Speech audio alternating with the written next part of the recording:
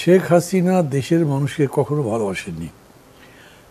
আমি আওয়ামী লীগে যোগদান করার আগে তার সাথে ২-৪ দফা কথা হয়েছে। উনি সবসময় আমাকে বাঙালি জাতি সম্পর্কে খুবই খারাপ কথা বলেছেন। উনি বলেছেন এরা তো বেঈমান, আমার বাবা মারা গেছে, এইভাবে একটা লোক প্রতিবাদ করেনি। আওয়ামী লীগের নেতাদের নাম ধরে ধরে বলেছেন এরা সব বিশ্বাসঘাতক, বঙ্গবন্ধুর রক্তের সাথে বিশ্বাসঘাতকতা করেছে। এই কথাগুলো বলা মানে নতুন করে আর তাকে বদনাম করার, সমালোচনা করার জন্য বলছি না। যে প্রস্তাবটি করেছেন সেটা বোঝাবার জন্যে।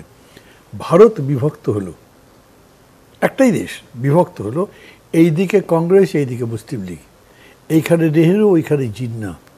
এই যাবৎকাল ভারতে কোনো মার্শাল ল আসেনি। By and large it is a democratic country. বলা হয় যে সর্ববৃহৎ গণতন্ত্রের দেশ।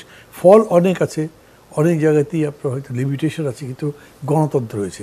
আর এইখানে কি কি হয়েছে আমরা জানি। তো মানে মিলিটারি রুল করতে করতে যা যা জায়গায় আসছে, নেতৃত্ব খুব ভাইটাল। ওইখানে বল্লভভাই প্যাটেল আর নেহরুর মধ্যে ঝগড়াঝাটি যাই থাক, দিন শেষে দুইজনই গণতন্ত্রেরই চর্চা করেছেন।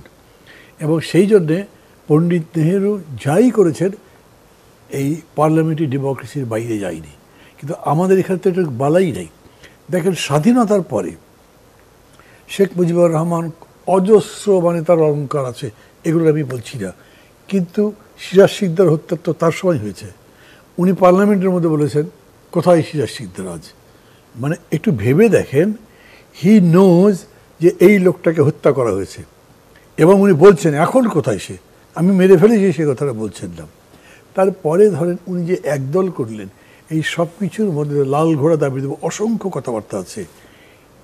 মূল ব্যক্তি যখন মানসিকভাবে বিকারগ্রস্ত, মূল ব্যক্তি যখন মানসিকভাবে ফ্যাসিস্ট, তার রুলটা ফ্যাসিস্ট হতে বাধ্য।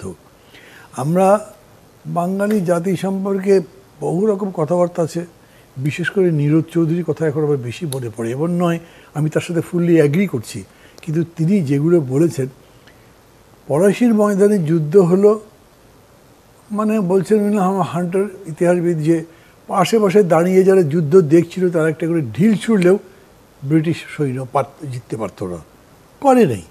হয় সচেতনতা নাই, অথবা বলছে এটা কী ঘটনা।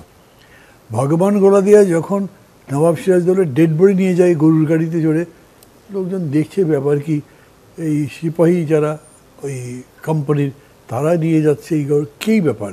অনেকে বলেছে ওটা নবাবের লার্জা, কোন নবাব, বলেছে সিরাজদৌল্লা। তারপরে এবার নিজের কাজে চলে গেছে। যেভাবে তাকে ধরিয়ে দেওয়া হলো, মানে জাতি, আপনি দুটো জাতির ব্যাপারটা দেখেন। আফগানস ওয়ার নেভার ডিফিটেড।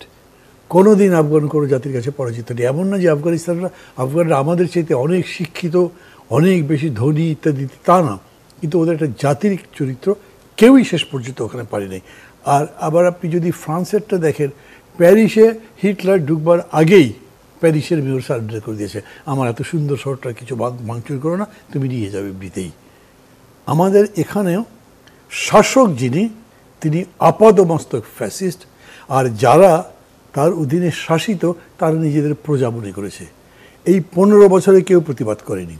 সর্বশেষ যে ঘটনাটা আপনি উল্লেখ করলেন, সেই সময়, হ্যাঁ, আমি অবশ্য জেনারেল ওয়াকারকে এবং এয়ারফোর্সের চিফকে ধন্যবাদ দেব, তারা বলেছেন যে এটা সম্ভব নয়।